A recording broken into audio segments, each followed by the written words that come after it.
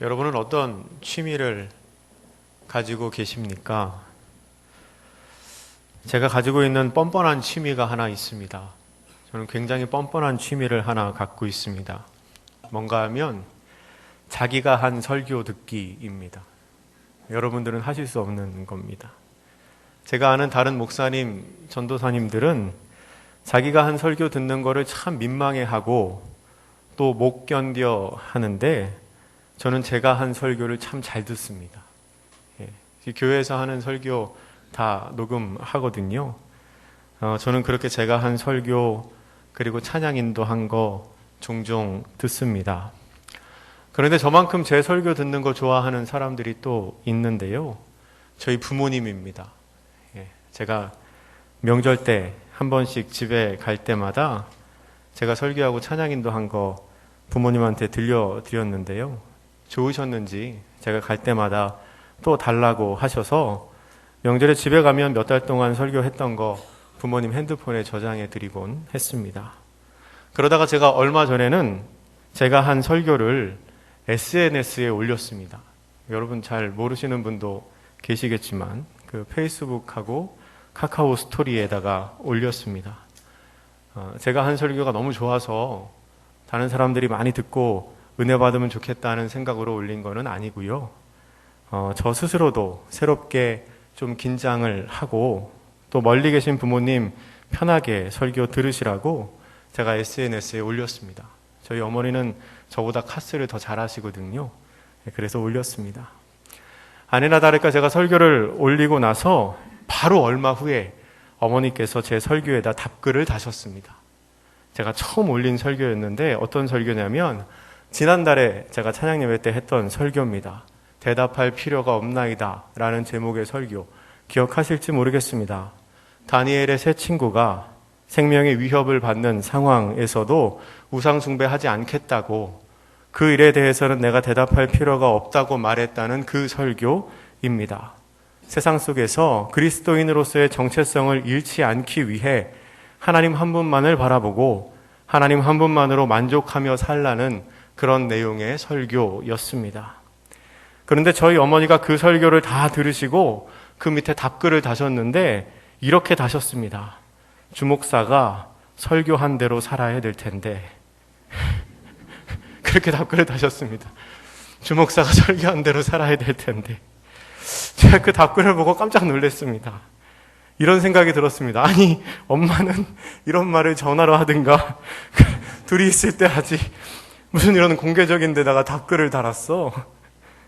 근데 제가 그거를 보고 참 어이가 없고 또 서운하고 한편으로는 좀 반성하는 마음이 들었습니다. 그래, 그래도 역시 우리 엄마가 날 잘 아는구나. 내가 아직도 많이 부족해서 그렇지. 그래, 내가 설교한 대로 내가 살아야지. 그런 생각했습니다. 그런데요, 이거를 가만히 보다 보니까 그게 아닙니다. 그게 아니에요. 제가 잘못 읽은 겁니다. 그러니까 저보고 그렇게 살으라는 게 아니라 주목사가 설교한 대로 살아야 될 텐데 그겁니다. 주목사가 설교한 대로 내가 살아야 될 텐데 그 내용입니다. 그러니까 저보고 그렇게 살라는 게 아니고 어머니께서 본인 자신이 그렇게 사셔야겠다는 거죠. 이게 어떻게 띄어 읽느냐에 따라서 의미가 확 달라집니다. 그 일이 불과 한 10여 초 정도밖에 안 되는 짧은 시간에 일어난 일인데요. 근데 그 일이 있은 후에 제가 참 많은 생각을 했습니다. 제일 많이 한 생각은 내가 왜 처음에 그 글을 그렇게 읽었을까 하는 생각입니다. 그때 생각나는 우리말 속담이 있었습니다. 도둑이 제발 저린다. 일종의 자격지심이지요. 그러니까 제 안에 제가 보기에도 제 스스로 보기에도 아직 부끄러운 부분이 많이 남아 있는 겁니다. 내가 말씀대로 살고 있는가? 내가 목사로서 내가 설교한 대로 지금 살아가고 있는가 하는 고민이 제 안에 있는 겁니다. 그러니까 다른 뜻으로 한 이야기가 마치 그런 의미로 저에게 들려서 저를 부끄럽게 만들고 또 고민하게 만들었던 것입니다. 여러분, 믿음대로 산다는 거 참 쉽지 않은 일입니다. 늘 교회 안에서 생활하는 저도 이렇게 힘든데 삶의 대부분의 시간을 세상 속에서 보내는 여러분은 얼마나 더 힘드시겠습니까? 세상 속에서 믿음을 지키며 살아가는 일은 정말 어려운 일입니다. 그렇다면 무엇이 우리들로 하여금 믿음으로부터 그렇게 멀어지게 만들까요? 들어보신 분도 있으시겠지만 악마는 디테일에 있다라는 말이 있습니다. 악마는 디테일에 있다. 어떤 일을 진행할 때 이 말을 종종 쓰는데요. 큰 틀에서 봐서는, 넓은 시각에서 봐서는 전혀 문제될 것 없어 보이는 일이 아주 세세하게 따지고 들어가다 보면은 크고 작은 문제가 생기는 경우에 이 말을 씁니다. 그런데 저는 이 말을 이렇게 바꾸고 싶습니다. 악마는 시간에 있다. 혹은 시험과 사단은 시간에 있다. 우리는 교회 안에서 예배를 드리고 말씀을 들을 때에는 쉽게 결단합니다. 하지만 시간이 흐르면 그 마음이 조금씩 달라집니다. 처음에 그 결심이 많이 흐트러지지요. 심지어 어떤 때에는 설교자로부터 듣는 말씀이 내 마음에 와 닿아서 큰 소리로 아멘 하고 화답했음에도 예배당 문 밖을 나서자마자 그게 무슨 말이었는지, 내가 무슨 말에 아멘을 했었는지 잘 기억이 안 날 때도 있습니다. 그리고 그 정도까지는 아니더라도 시간이 흐름에 따라 점점 약해지는 믿음의 결단이 세상과 또 현실이라는 파도를 만나면 버텨내지를 못합니다. 처음부터 나에게 믿음이, 나에게 결단이 없었던 것은 아닌데 시간이 점점 지나면서, 그리고 우리가 맞닥뜨리는 그 세상의 현실에 따라 마치 우리가 점점 믿음 없는 사람처럼 변해가는 것 같습니다. 그런 일을 한두 번 겪다 보면 말씀은 따를 수 없는 이상처럼 느껴지고 삶은 피할 수 없는 현실처럼 느껴집니다. 주일에 와서 듣는 목사님의 설교가 듣기는 좋은데 내 삶과는 영 괴리가 있는 것 같습니다.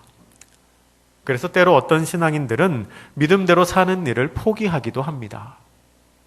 세상과 적당히 타협하며 그렇게 살아가는 자기 자신을 합리화시키기도 합니다. 그게 편하니까요.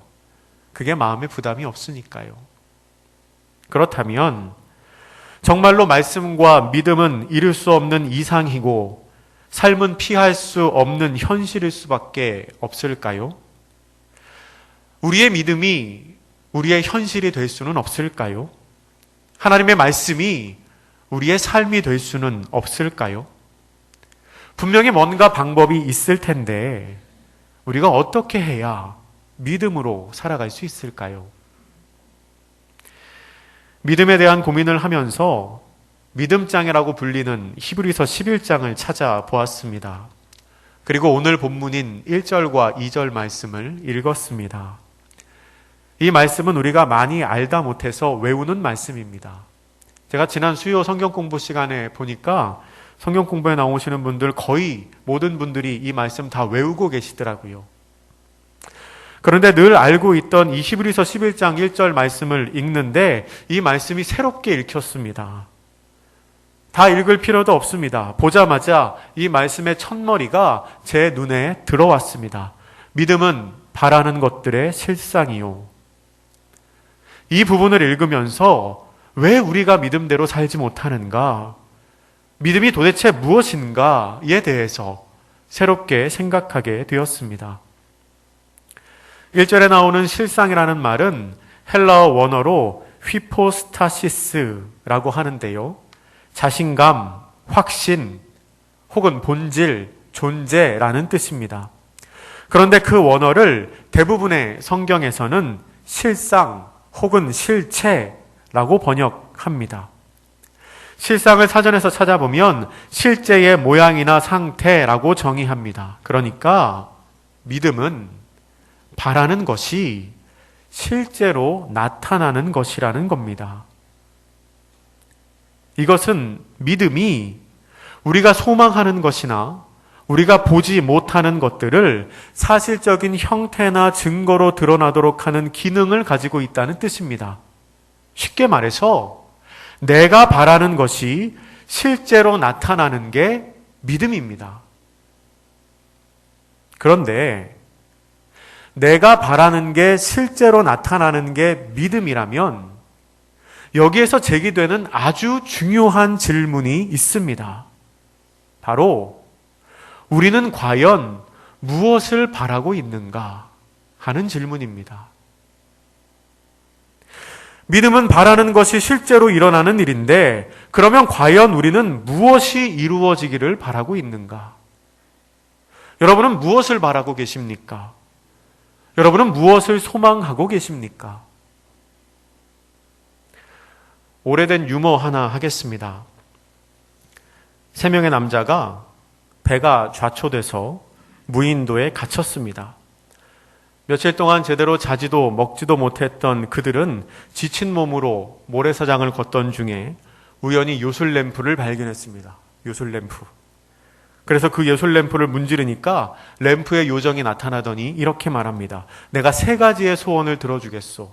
대신 빨리 말하시오. 무슨 소원을 빌지 생각한 끝에 우선 한 남자가 이렇게 말했습니다.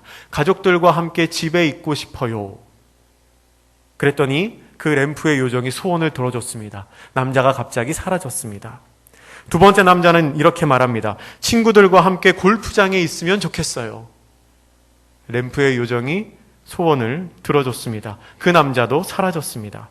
램프의 요정이 마지막 남자에게 소원을 물었습니다. 빨리 말하시오. 당신의 소원은 무엇인가요? 그랬더니 마지막 남자가 주위를 둘러보더니 이렇게 말합니다. 갑자기 너무 외롭네요. 친구들이 다시 돌아왔으면 좋겠어요. 여러분, 이렇게 어리석은 사람이 세상에 어디 있습니까? 이 이야기는 물론 유머입니다. 그런데 여러분, 이 이야기는 유머이지만 유머가 아닐 수도 있습니다. 혹시 우리는 이렇게 의미 없는 것들을 바라고 있지는 않습니까? 내가 바라는 것이 실제로 일어나는 게 믿음인데 그러면 나는 무엇이 이루어지도록 바라봅니까? 여러분은 무엇을 바라십니까? 내가 무엇을 바라고 있는지를 가장 쉽게 알 수 있는 방법은 요새 내가 하고 있는 기도의 제목이 무엇인지를 살펴보는 것입니다. 요즘 여러분이 기도하고 계신 제목은 뭡니까? 여러분의 기도 제목은 무엇인가요? 그리고 그 기도 제목이 여러분에게 어떤 의미가 있습니까? 그렇다면 그 기도 제목이 과연 하나님께는 어떤 의미가 있을까요? 나에게 의미가 있다고 해서 하나님께도 다 의미가 있지는 않을 겁니다. 믿음은 바라는 것들의 실상이라고 할 때 바라는 것의 원래 의미는 하나님께서 약속하신 것이 이루어질 것을 바라는 것입니다. 하나님의 약속이 이루어져서 현실적인 실제가 되도록 하는 것이 바로 그들의 믿음이라는 뜻입니다. 그렇다면 나는 나를 통해 하나님의 뜻이 이루어지기를 바라고 있습니까? 내가 지금 바라고 있는 그것을 하나님께서도 기뻐하실까요? 분명한 사실은 잘 먹고 잘 살기를 바라는 것으로는 하나님께서 기뻐하시지도 않을 뿐더러 우리에게 믿음이 생기지도 않을 거라는 사실입니다. 다시 처음의 질문, 가장 처음 드렸던 질문으로 돌아가서 정리해 보겠습니다. 여러분, 우리에게 왜 믿음이 안 생길까요? 왜 믿음대로 살 수 없을까요? 히브리서 11장 1절 말씀에 의하면 우리가 바라지 않기 때문에 그렇습니다. 하나님의 뜻대로 살기를 바라지 않기 때문에 우리에게 믿음이 안 생깁니다. 여러분은 바라십니까? 하나님의 뜻대로 살기를 희망하십니까? 많은 경우 우리는 말씀을 듣고 동의하기는 하지만 그렇게 살고 싶어 하지는 않습니다. 그러니까 믿음이 생기지 않습니다. 바라지를 않으니까요. 그러면 우리가 왜 바라지 않을까요? 우리가 하나님의 뜻대로 살기를 바라지 않는 이유가 뭘까요? 아시는 분들은 아시겠지만 제가 요새 학교를 다닙니다. 대전에 있는 한남대학교 대학원에서 공부하고 있는데요. 제가 학교 갈 때는 거의 대학생처럼 입고 갑니다. 거의 대학생처럼. 근데 거의 대학생처럼 입고 가면 대학생같이 보일 줄 알았는데 진짜 대학생들은 저한테 선생님이라고 부르더라고요. 깜짝 놀랐습니다. 아무튼 제가 공부를 하고 있는데요. 공부를 하면서 학교에서 공부하는 게 좀 싫고 불편할 때가 있습니다. 학교에서 공부하는 게 좀 싫을 때가 있습니다. 그 학교가 멀어서 그런 것도 아니고요. 과제가 많아서 그런 것도 아닙니다. 이유가 뭐냐면 수업을 통해서, 책을 통해서 새로운 사실을 아는 게 별로 반갑지가 않기 때문입니다. 새로운 사실을 알게 되는 게 별로 반갑지 않을 때가 있습니다. 왜냐하면 모를 때는 몰라서 못한다고 해도 알면 알게 된 이상 그렇게 해야 되기 때문에 어떤 때는 아는 게 짐이 될 때가 있습니다. 예를 들면 이런 겁니다. 제가 이번 학기에 학교에서 기독교 경제윤리를 공부하는데요. 기독교 경제윤리. 여러분, 이 세상에 가난하게 사는 사람들이 참 많습니다. 하루에 1달러도 안 되는 돈으로 하루를 사는 사람이 이 땅에 한 15억 명 정도 된답니다. 15억 명. 엄청 많지요. 그런데 그렇게 가난하게 사는 사람들이 많은데 문제는 그들이 가난하게 사는 이유가 자기 자신이 게을러서 그런 게 아니라 사회적인 구조가 잘못되었기 때문이라는 겁니다. 그러면 그 잘못된 사회 구조를 바로잡기 위해서 믿는 사람으로서 어떻게 해야 할 것인가? 이런 잘못된 구조를 그냥 놔둬도 되는가? 아니면 어떤 변화를 이끌어야 하는가? 이런 문제는 제가 몰랐을 때는 제가 고민할 문제가 아닙니다. 모르니까 고민을 할 수도 없죠. 그런데 알게 된 이상 고민을 안 할 수가 없는 겁니다. 그런데 그렇다고 해서 제가 공부를 안 해야 됩니까? 아, 이거 아니까 피곤하다. 차라리 모르는 게 낫겠다 하고 공부를 하지 말아야 될까요? 아니죠. 그거는 아닙니다. 그럴수록 더 치열하게 공부하고 고민해서 이 시대의 그리스도인이 어떻게 바른 가치관을 가지고 살아야 하는가 그 기준을 정한 후에 먼저는 제가 그렇게 살고 또 여러분들에게 그렇게 살아가시라고 전해야 합니다. 왜냐하면 제가 해야 될 일이 그거니까요. 제가 해야 하는 사역이 그거니까 저는 그렇게 해야 합니다. 마찬가지입니다. 우리에게 믿음이 생기지 않는 이유가 우리가 바라지 않기 때문이라면 혹시 우리가 그렇게 하나님의 뜻대로 살기를 바라지 않는 이유는 두려워서 그러는 거 아닙니까? 귀찮아질까 봐 그런 거는 아닙니까? 지금은 편한데, 지금은 편하게 신앙생활 하고 있는데 하나님의 뜻을 더 알게 되면 내가 해야 될 일이 더 많아질까 봐. 혹시 하나님께서 갑자기 아프리카에 선교사로 가라고 그러실까 봐. 갑자기 전 재산 다 정리하고 헌금하라고 하실까 봐. 내가 하기 싫은 일, 그 일 나한테 하라고 시키실까 봐. 그게 두렵고 귀찮아서 그런 거 아닙니까? 그럴 수 있습니다. 예, 두려울 수 있고요. 귀찮을 수 있습니다. 하지만 여러분, 설사 우리가 나 자신이 해야 할 일이 더 많아진다고 해서 그렇다고 신앙생활을 그렇게 아무것도 바라지도 않고 구하지도 않은 채 계속 그렇게 하시렵니까? 아니죠. 그건 아닙니다. 그럴수록 우리는 더 하나님의 뜻을 구해야 합니다. 왜냐하면 그게 우리가 해야 할 일이기 때문입니다. 하나님을 바라는 것, 나를 통해 하나님께서 일하시기를 구하는 것, 그래서 믿음을 얻는 그것이 우리가 해야 할 일입니다. 우리가 히브리서 11장 1절 말씀만큼 잘 아는 말씀이 있습니다. 바로 마태복음 6장 33절 말씀입니다. 다 아시죠, 여러분? 일부러 화면 준비하지 않았습니다. 그런즉 너희는 먼저 그의 나라와 그의 의를 구하라. 그리하면 이 모든 것을 너희에게 더하시리라. 아멘. 우리가 잘 아는 말씀입니다. 이 말씀대로 우리가 먼저 바라는 것이 하나님의 나라와 그의 의에 관한 것이면 참 좋겠습니다. 우리가 매일 하나님의 뜻대로 살기를 바란다면 우리는 자연스럽게 그리고 너무도 당연하게 믿음으로 살 수 있게 될 것입니다. 왜냐하면 우리가 바라는 것이 실제로 일어나는 게 믿음이기 때문입니다. 우리가 그렇게 먼저 하나님의 뜻을 바람으로 믿음의 사람이 되면 하나님께서는 그 외에 이 모든 것을 우리에게 더하시는 은혜를 우리의 삶에 반드시 허락하실 것입니다. 하나님의 뜻을 알기를 원하고 또 그 뜻대로 살기를 바라는 저와 여러분이 되시기를 주님의 이름으로 축복합니다. 여러분, 그것은 분명 어려운 일이지만 그러나 불가능한 일은 아닙니다. 오늘 본문의 2절 말씀이 그 사실을 우리에게 말해줍니다. 2절은 이렇게 기록합니다. 선진들이 이로써 증거를 얻었느니라. 아멘. 2절에 나오는 증거의 원어는 1절에 나오는 증거와는 다른 말입니다. 1절에도 증거라는 말이 나오는데 단어가 다른 단어입니다. 1절의 증거는 엘렌코스, 그야말로 증거인데 2절의 증거를 얻다라는 말은 에마르튀세르산 이라는 단어를 사용합니다. 이것은 인정을 받다라는 뜻입니다. 인정을 받다.